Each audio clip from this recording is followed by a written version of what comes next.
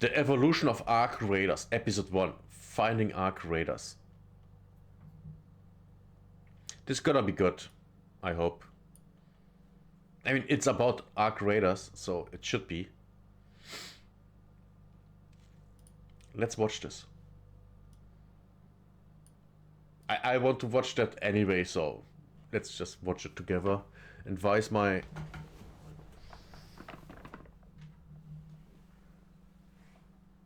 That didn't do anything.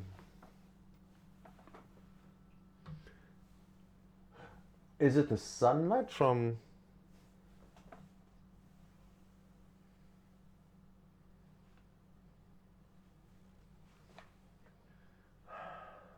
I don't know. I don't know. Let's do a react. Hello and welcome to Stockholm, capital of Sweden, a country in Northern Europe that's been punching well above its weight in terms of games development for quite a while. Stockholm is the home of Embark Studios, the creators of Arc Raiders, and for the past few years I've been documenting the development of this game. But while most games change over the course of development, the story of Arc Raiders is a unique one. Because not only has this game changed dramatically, but the original version of the game that was shown to the public no longer exists. And ever since it was first shown, the internet has been asking one question. What exactly happened to that version of the game? Oh, it just stopped existing. It turned into Arc Raiders. Well, the one that we play.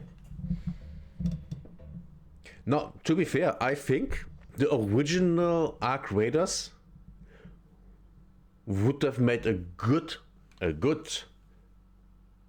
single player game. But of course, no one wants to do that anymore. But no AAA. Well, to be fair, there are a lot of single player games that are AAA, but they're all bad. I actually can see that Arc Raiders prequel, the original Arc Raiders, would have made a good single player action game. I believe that to be true. Of course, we know how it would end, you know, with us losing at the end, at the very end. When the Arc Raider teaser trailer was first shown to the world at the Game Awards in 2021, it was a very different game. You see, back then it was being paid... 2021? I haven't heard about this game before this year. Literally have never heard of it before. I guess I missed out. But I think everyone missed out. I think everyone, because I've also never heard anyone talk about the game before 2025. So I guess surprise, and the good one on that. As a co-op PvE experience with players able to jump high and run across a wide open map, working together to defeat massive machines with emergent behaviors. Players selected their characters from a set of defined heroes, and crucially, it was a free-to-play game. Did I hear heroes? Oh, okay, yeah. I don't like that. I don't like that. Most likely because I'm kind of done with all the hero stuff. I'm just done. Especially superheroes. Oh my god. I'm so done with superheroes. Oh, no, thank you. Over the next 4 years, Arc Raiders would evolve into something very different. A PvP-VE extraction game with denser, more lived-in levels. Machines of all shapes and sizes would populate this world. The enemies were driven by physics and groundbreaking locomotion tech, turning a once arcadey experience into something far more grounded. In this Which is awesome. I love it. Yesterday I fought 1 or 2 Leapers, and it was fun. It was so fun. Seeing their behavior. Yes, it were 2.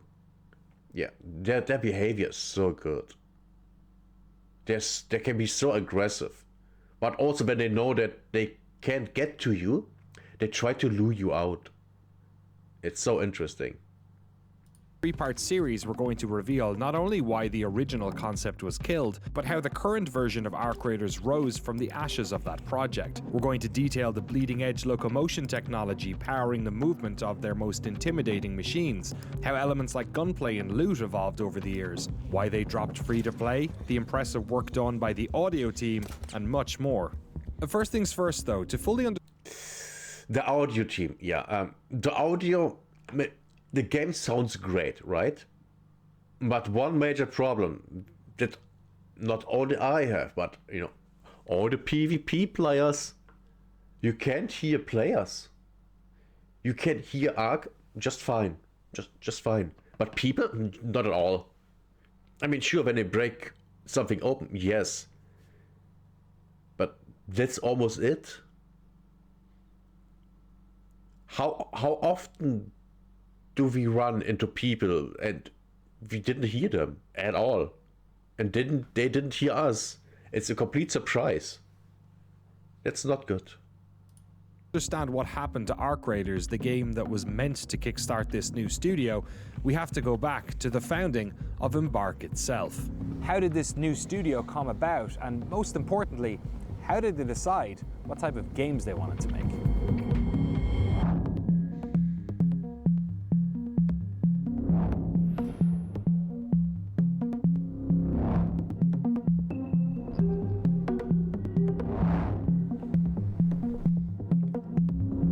Like a lot of the initial employees at Embark and the founders came from DICE, and I've been in the industry for close to 20 years, most of that spent with the people here.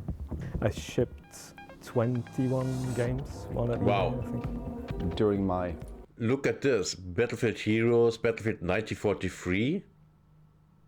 43? Oh, that must be the one after 1942. Because I have Battlefield 1942 stand over there. And Battlefield 1942, The Road to Rome. And those games were fun. Even only against the bots. So stupid. Battlefield Hardline. Oh, that game was not great. Medal of Honor? He worked on Medal of Honor? Medal of Honor was an awesome game. So good. If this is the original. That game was so good. I think I still have that here, somewhere. I got the special edition. I should have that somewhere, but I can't see it. 20 years of building games or more. The first game we built, we were 7 people in an apartment basically, to then oversee productions with over 1,000 people. Oh. Are the games themselves better? There are more of them, they're at higher fidelity, but are they actually better games? How do we move away from productions that are so large that they're difficult to manage? I mean, Which is a huge problem why a lot of games these days fail. The studios are too big to succeed. And yes, I'm saying the same thing as Asmongold. If you have a studio with over 1,000 people, how are you making a product that succeeds if it doesn't make $1 billion? You don't. That's the problem. That's why small studios, or one person can make something that just better and more innovative than something big.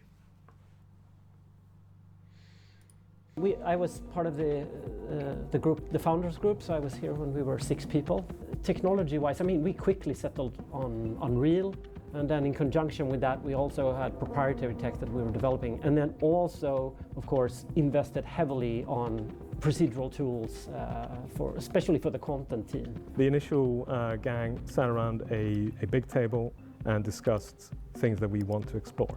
and games that we want to try and see if this fits into something that we want to do. So we started this endeavor of making micro pitches. That we would come up with a simple game concept and talk about it for just a couple of minutes. And we started doing this over and over, we started seeing common thematics. They slowly formed into the initial pitch for what we wanted to make. So we pitched it to ourselves. A couple of these. You hear that? A simple concept. A simple concept is in most cases a good concept. Because if you have a concept that's complicated, it's hard to sell and to make. Make something make a product that has a concept that's complicated. That's hard. That's really hard. If you keep things simple, then it's easy.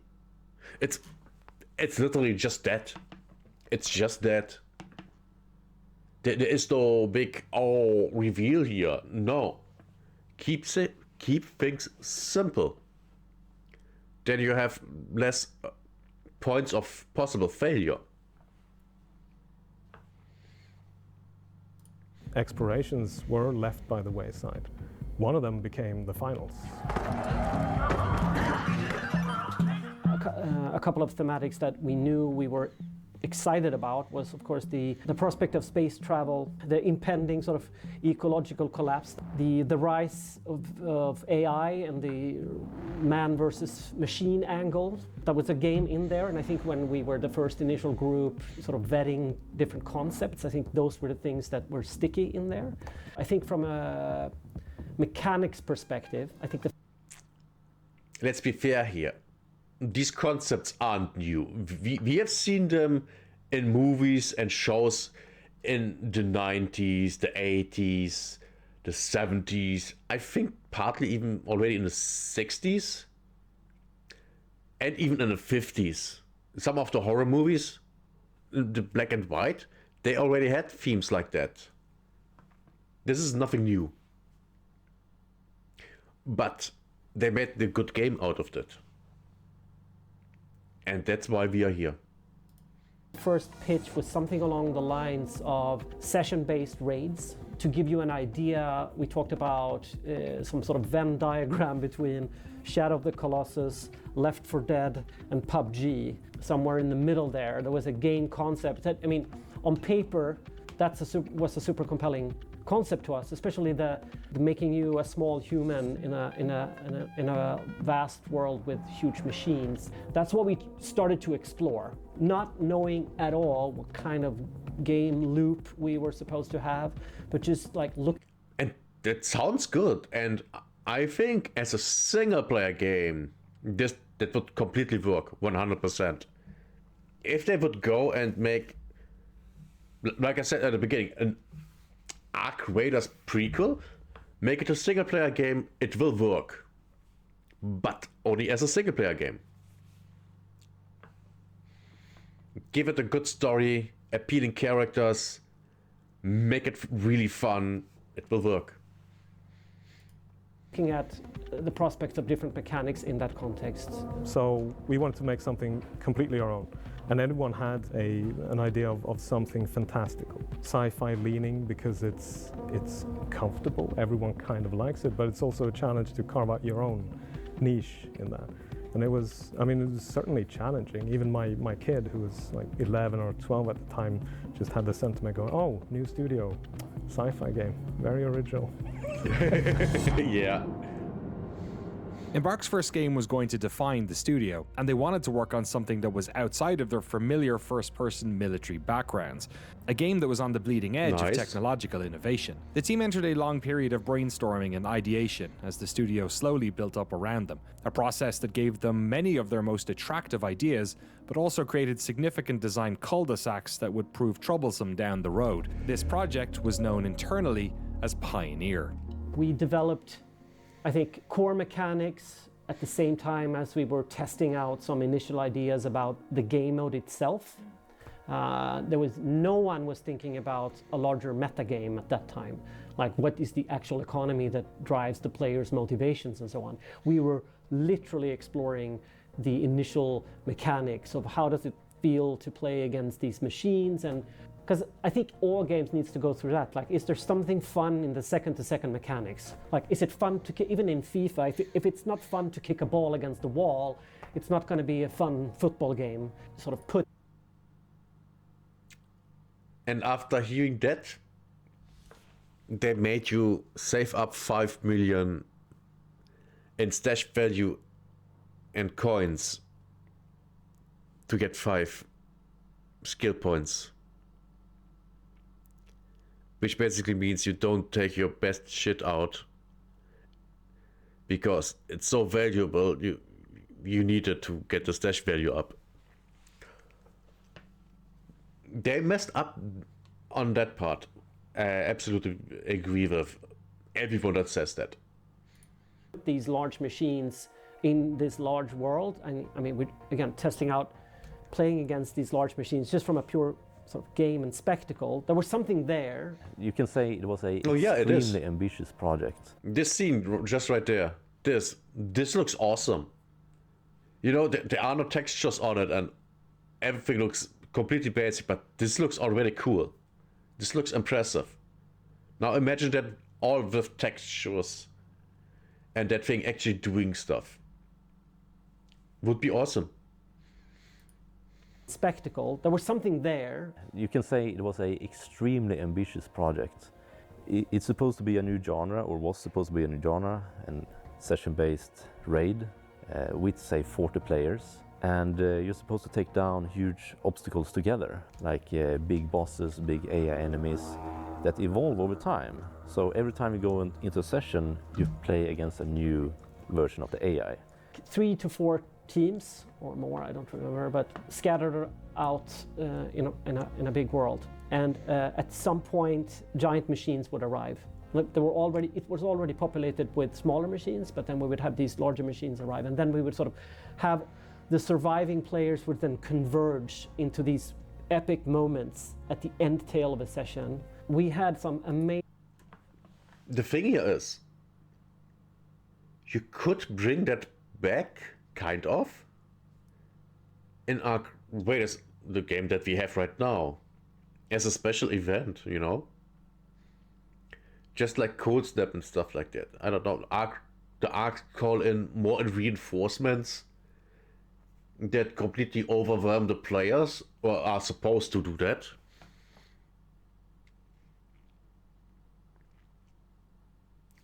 Could be interesting. Amazing playtests and amazing moments when we did that, and we saw the potential there, like, and we wanted to believe that we could replicate that on a consistent basis. But that's where I think where the sober eye should have come perhaps a little bit earlier than we wanted. We wanted to believe that we had something there, that there are some incredible moments in there. But the individual player there, if we were being honest with ourselves and looking at the game with the lens of trying to capitalize on that and make a game out of that, again, consistently replicating a player session that would hold those moments over and over again, I think that's impossible. You would get burnt out. Now, burnout is a thing, and then at a certain point it also would get boring. It would get boring. For me, if I go in a fight with an Ark, a bigger Ark, it's exciting because I don't do that all the time. The people that watch my streams, they know most of the time I'm just go and loot. Occasionally fight wasps and stuff like that. But I don't go for the bigger ones until I have so much firepower that they basically aren't relevant anymore. Was much harder than we thought. This version of the game, now known as EP1, was a very different game to the Ark Raiders we know today. Player movement was far more bombastic, characters were powerful, adopted the personas of various heroes, and worked collaboratively to hunt down these large machines. Very different to Ark Raiders in terms of both game. This has such Star Wars vibes. And the positive Star Wars vibes because, you know, episode 6 to 6, 7, 8. 8? Yes, 6, 7, 8. Wait, 1, 2, 3. No, 4, 5, and 6. Numbers. Look at me. I'm not Asian. I'm not numbers. But yeah, this looks good. As a single player game, this would 100% work. So Embark, hear me out. Your original vision as a single player game. To hunt down these large machines. Very different to Arc Raiders in terms of both gameplay and tone. But many fundamental aspects of the game were developed in this period. Highly detailed, vast open terrain, the feel of the weapon. How much you wanna bet we will see this as a map? Or at least parts of it. What's that? Might be a road. But a road wouldn't go up straight a mountain. So it's something else. The game were developed in this period. Highly detailed, vast open terrain, the feel of the weapons, the look of the world. One such aspect, the technology driving the locomotion of these large robots, is going to require its very own video in this series. So look out for that soon. That thing looks so cool. I hope we get that thing in the game.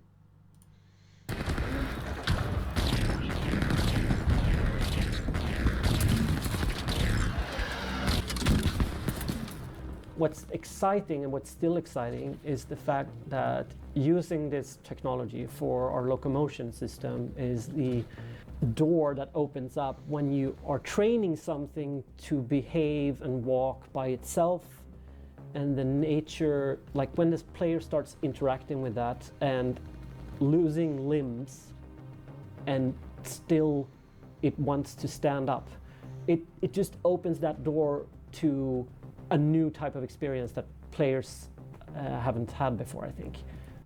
And we have seen that already. I mean, just the leapers. We all had that, you know, that experience of encountering a leaper for the first time and seeing it go totally nuts on either us or someone else. And we were like, whoa, holy cow. Let's get out of here. You know? And when was the last time you had that in a game? I can't think of a time. Maybe the last time I actually was impressed by AI?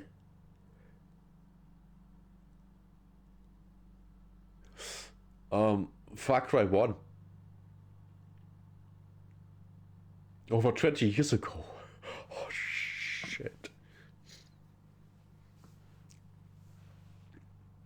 Man. And the AI in Far Cry 1 was created by one dude. And it was amazing. It was truly amazing. And then was... I think the same AI was used on Far Cry 2. I think the AI got actually worse the further the studio that made Far Cry 1 went and made new games. I think so. Because I have played Crysis and I think the AI is not as good as in Far Cry 1. As far as I remember. And I haven't played Crysis in a while. Neither, you know, Far Cry, but it is what it is. They're literally playing against a machine. We spent the majority of our first year just building tools. I also knew that we weren't going to get things right, that we were going to make a ton of mistakes along the way, and we had to plan for those mistakes and kind of get ourselves in a cushion to be able to. Smart men, smart people at that studio. They knew they would make mistakes. Thank God they are self-aware. unlike, you know, all the people that worked on Concord. Oh, hi God. Of Vanguard. Jesus.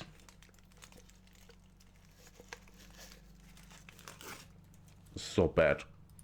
Make those mistakes. Guess what? You know, if you're trying to send people to Mars, you will crash a bunch of rockets. We crashed a bunch of rockets. I remember one of the earliest things that I worked on was the dog. Do you remember like the four-legged little pouncing thing that ran around the world? Yeah, that's long gone. Yeah, it's long gone. But that was one of the first things that I started working on. Sometimes I Maybe bring it back. Maybe in a different form. Because it sounds nice.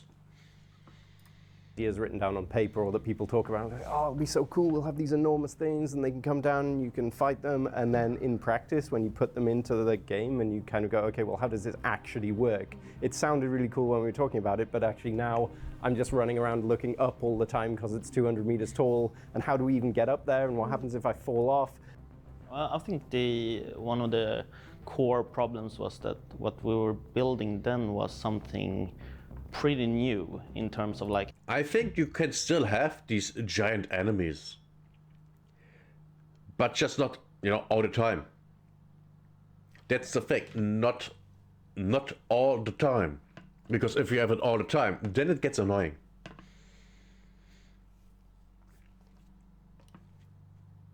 I think there's still potential here for the old stuff.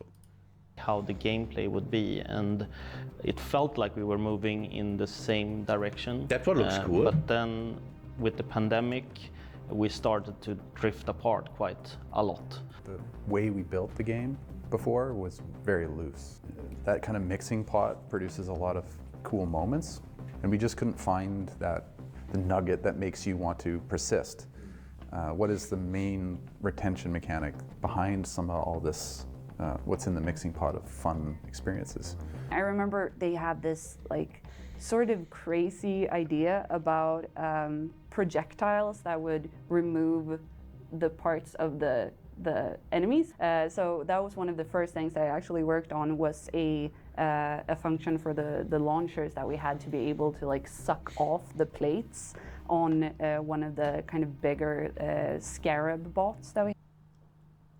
To be fair, that sounds cool. I mean, could you use that for PvP too? Would probably be an insta-kill. But we already have at least one weapon that only works on an arc, the hull cracker. And yes, that's the only high-end weapon that I use that only worked on the arcs, because I didn't get any further last season. This season I got actually a blueprint for I have forgotten how it's called. It's one of the legendary weapons, and it didn't even drop for me. I got it as a present from a different player, another player. Yeah. Finding the fun is always the thing that you cannot just automatically say that we'll just do this and it will be fun. What you know is like you work and you put the thing in and it's not working as you want it to. So then you need to start reworking it and reiterating on it and maybe rethinking some of your initial assumptions that there's limitations in certain aspects and there's other ways that actually it's more fun because you play the game and you realize, you know what, it's more fun throwing these rocks at this robot, or it's more fun, you know, jumping. And that, I think, comes from playing the game and just playing around with what you created and allowing that to express itself in the game's creation. I think that's when you can actually do new, meaningful things.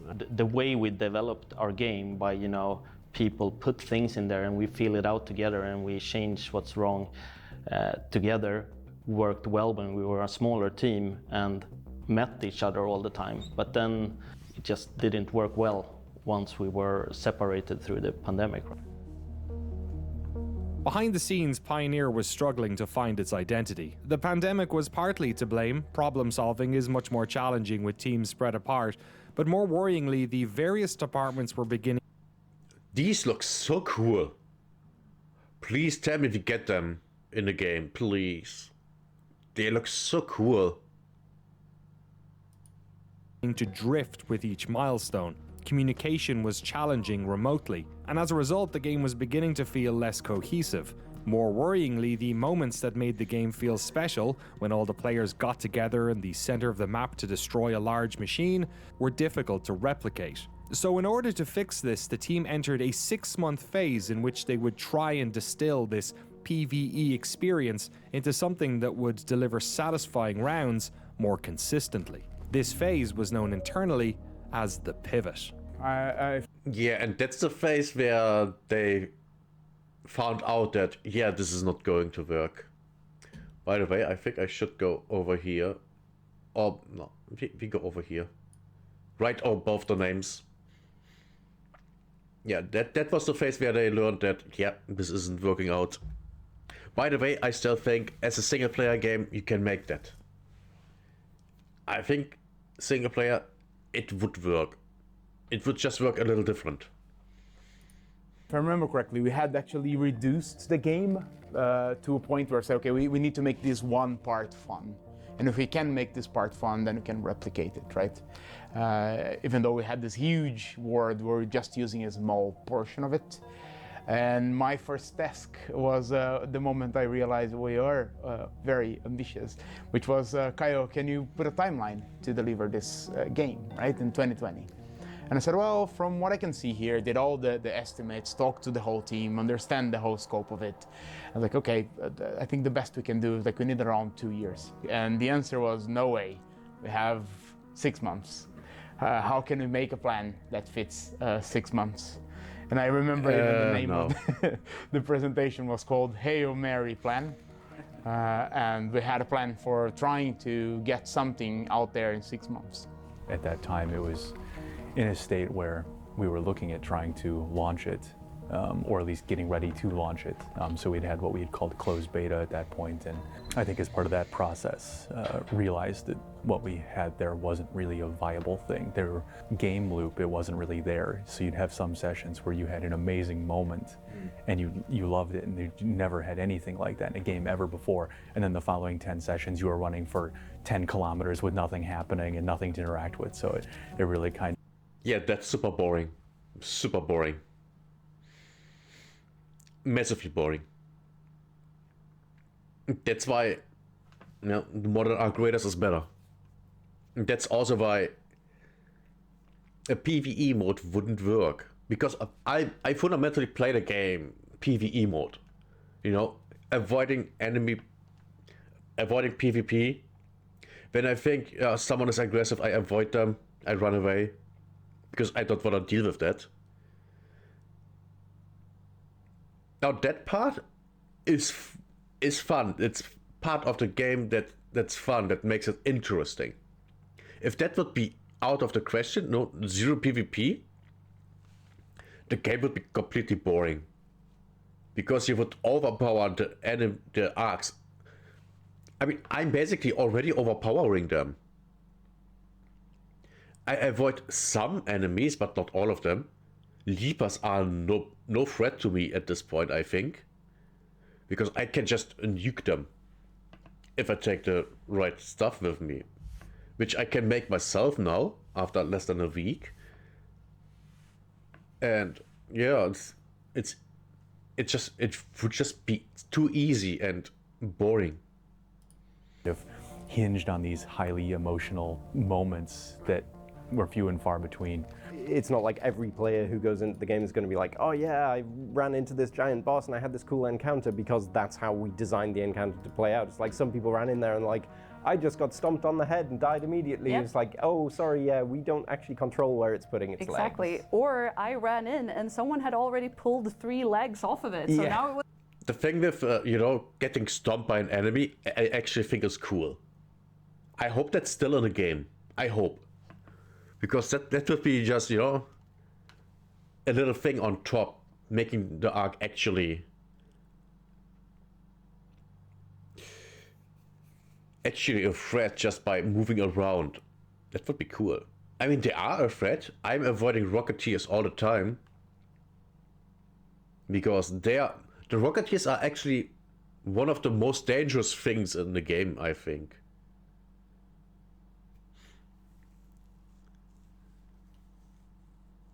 By the way, how the hell did the Bastion get into the the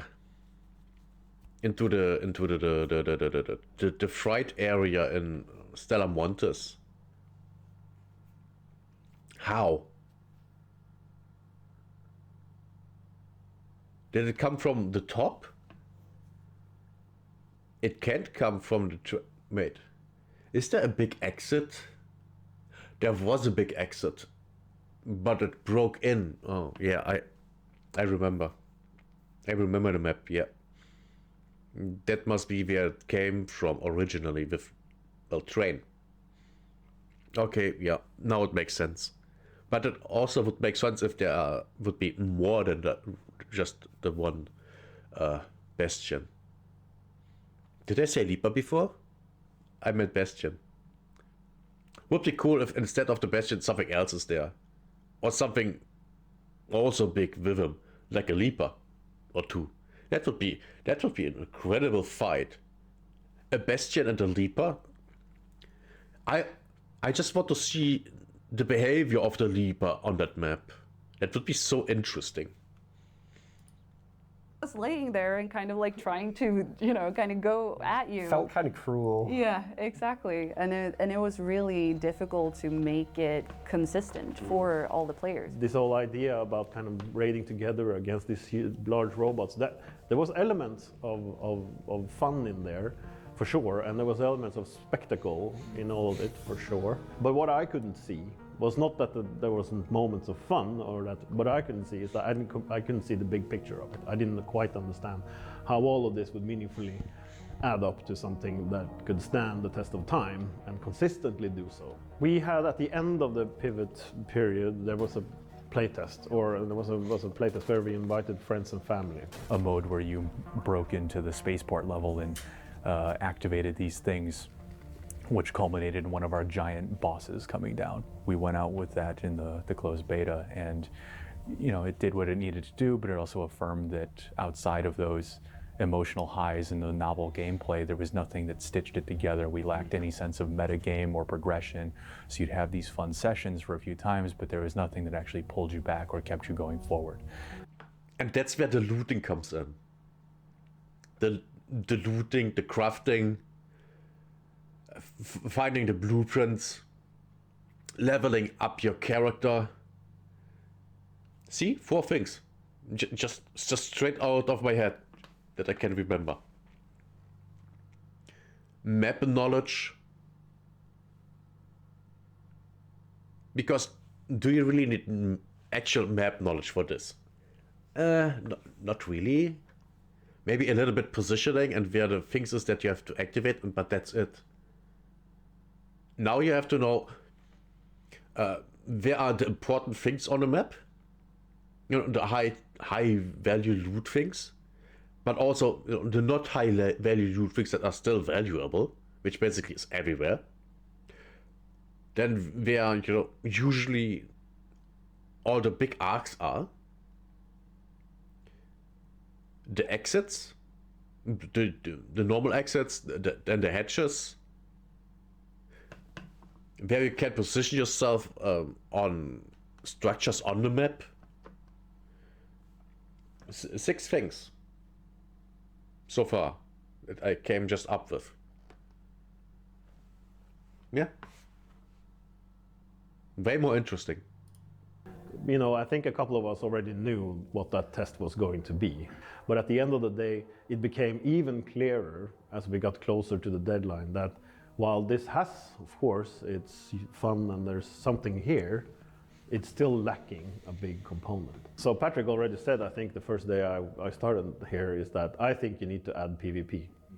We had conversations, and I certainly, as I'm always, was very opinionated to. Look at this thing. This literally just looks like a spider. And I like it. That maybe turned into the queen. Towards the team around what I thought. I mean, from the start, I said, listen, I think that we need this to be a PvP game to some extent. I think we're going to struggle with getting a PvE game the way that we want to with the tech that we have. And that's really when we had a lot of internal discussions, and I think we had our summer party and then went on break and came back, and then everyone was informed that we were pivoting to a new genre and starting to explore what that could mean, and lifted everything we could. So a lot of the environments, the enemies, the characters, or things about the characters were lifted and sort of repurposed. It didn't work. The larger recipe for the game wasn't there, and again, we couldn't replicate the sessions consistently enough. So I think that's enough to start talking about, well, should we consider adding the PvP component? I understand that a lot of people, and frankly me included, wanted this to be a PvE game, and I wanted for our vision to work. But when it doesn't work, you have two options. You can either, well, three. You can release what you have to the public, and they will crucify you. Yes. We've seen that happen multiple times. Or many such cases. Many. You decide, I don't want to continue with this, we shut it down. That we've seen that multiple times. Or you still have a belief in the lore, everything that you've built, and the core kind of gameplay loop, and you say, maybe I can just make this something different. The pivot had not worked. The team knew that a more drastic solution was required, a new phase in which the older version of Arc Raiders would be put to rest and a new game built around PvE and PvP combat would be built. This phase, the most significant beat of Arc Raiders' development story, is known internally as the Reset. But to buy the studio enough time to reset Arc Raiders, they'd first have to push forward the release of the studio's other multiplayer project. What the studio needed to do once we actually made the decision was that one of the reasons we could make it was we switched the order of the games. So that would be the implication of it, because we wouldn't be able to add PvP and figure out what the new game was all about and still keep the kind of targeted release window. That was pretty clear from the beginning, which meant that we had to put the finals front and center, which of course for them was perhaps, well, okay, suddenly we're in the hot seat now, and that certainly must have felt like a challenge to that team. The Reset wasn't just going to be a case of sticking PvE into their PvP game. It was going to require a fundamentally new approach to the way sessions would play out. But yes, absolutely, yeah. Duh. A way of merging the best parts of their enemies and world building with PvP gameplay that felt exciting, but not overly punishing either. So, what was going to get cut, and what did they keep?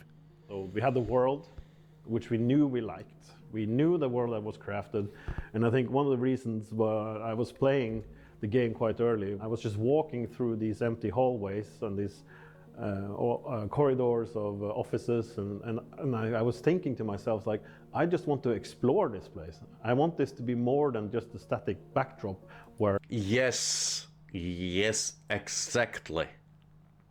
And that's why the world feels so good. There's always something. Even if one room is completely empty of loot, there's nothing there. The next room will have something. At least that was always the case for me. There's at least something in the next room.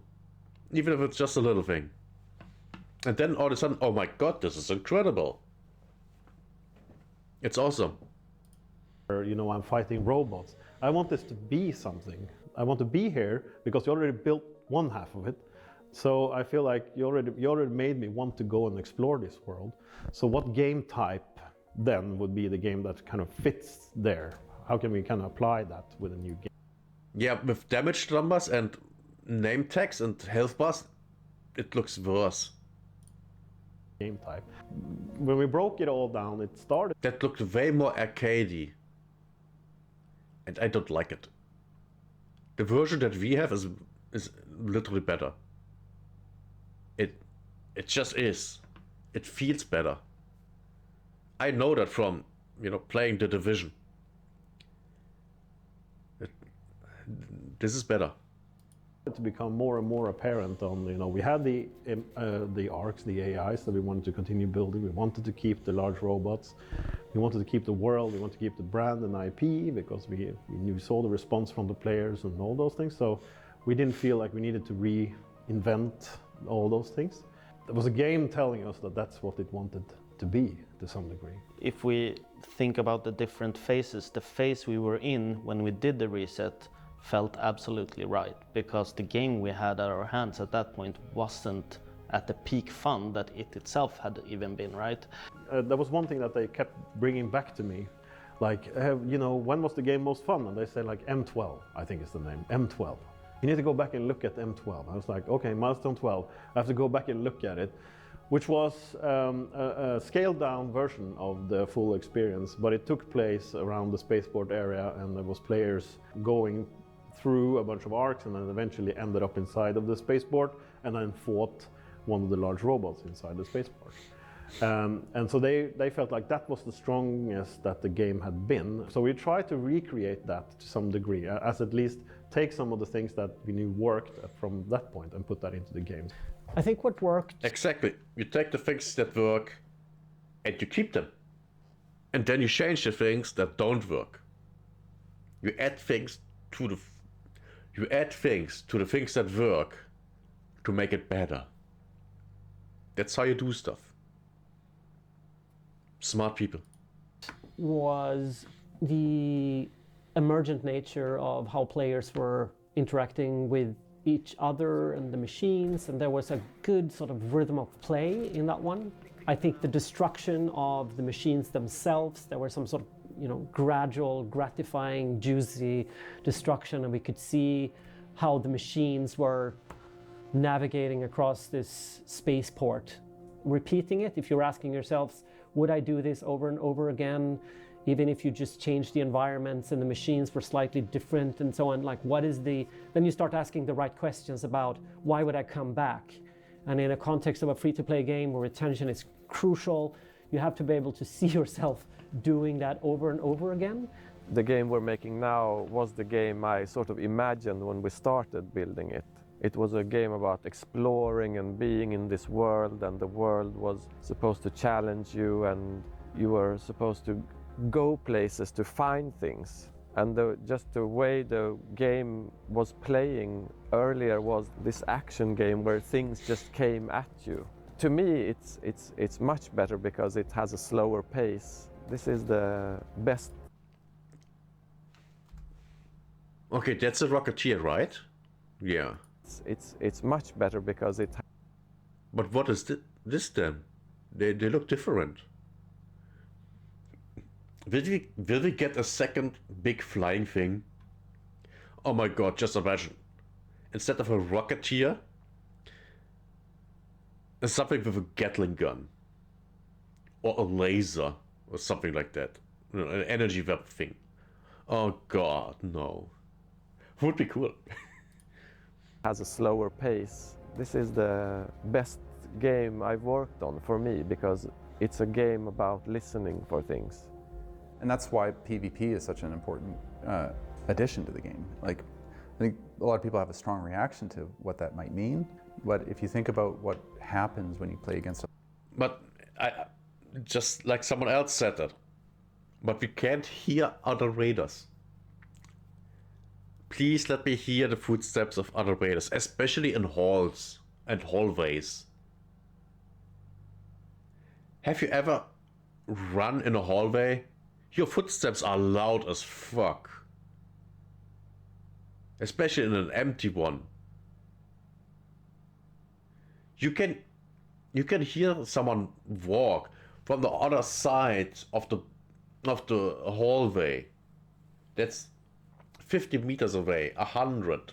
You can hear that. And they're just walking.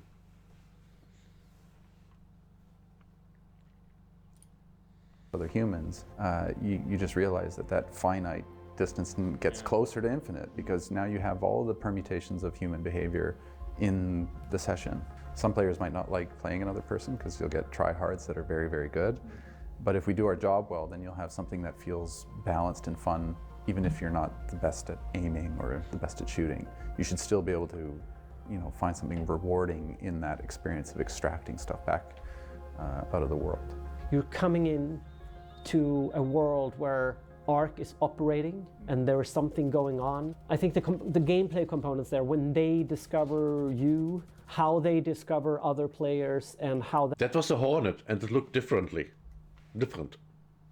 Did you see that? The front propellers have way more armor. when they discover you, how they discover other players, and how that becomes noise traps for other players is super interesting. So I think that the toolbox for our designers here to build emergent moments, it's actually really strong.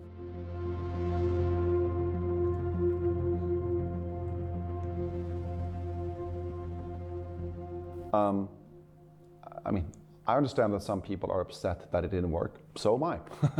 But at the same time, what we have now is an incredible game that I believe works really well, that I think people will have an amazing time with. That's all that we can do as game developers. Try our best to deliver that to the players out there. It's simple, it's not more complicated than that. Our chief concern is to make a game that is fun at its core and that stays fun and keeps. Sadly, a lot of developers in the West don't care if game is fun. It has to have the right message. It's being fun and keeps evolving into something that is even more fun. Because I mean, that was the cul-de-sac we ended up with before we rebooted the game, right? It was really fun, but it was the same kind of fun over and over, and that doesn't really cut it. Yeah. In the reveal trailer, what we were literally selling to our players is, even though we're saying fictionally, like, there's large machines out there, well, in that video, we are dominating the machines. We're jumping on top of them, smashing them, and inviting players to have fun with that.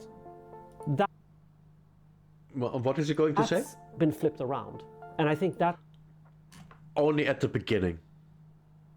Because we all have seen the clips and videos, right?